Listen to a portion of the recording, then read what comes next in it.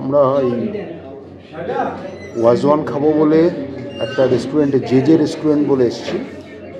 তা ড্রাইভারের সঙ্গে কথা হচ্ছিল, বললাম যে একটু ভালো জায়গায় একটু খেতে চাই। তো ও বললো যে ঠিক আছে চলো। ওটা ওল্ড শ্রীনগরের একটা জায়গাতে এসে হাজির হয়েছি। তো এই ওয়াজওয়ানটা অ্যাকচুয়ালি বেশ 4-5 রকমের জিনিস নিয়ে হয়, সেগুলো আস্তে আস্তে দেখাবো। তো আমরা একটা প্লেট নিচ্ছি, একটা প্লেট 1300 টাকা মতো। সে একটা প্লেটের মধ্যে রয়েছে কী কী রয়েছে রাহুল?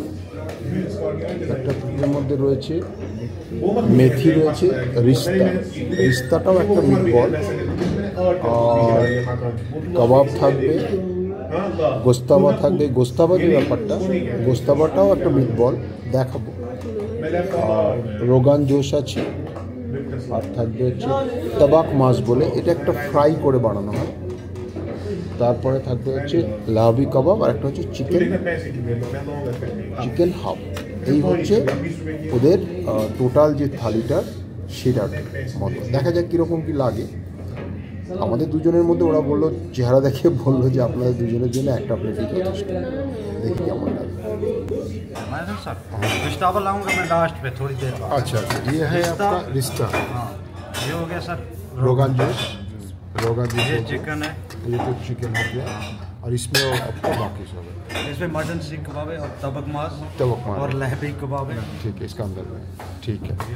बाद में आपका ये और आएगा। मेथी मांस, हाँ बाद में गोश्ताबा है। ठीक है, थैंक यू। ठीक है, এই পুরো একটা প্লেট তো খাওয়া সম্ভব না আমাদের পক্ষে বাঙালি পেটে, ওই জন্য আমরা দুজন মিলে একটাতে খাচ্ছি আর কি।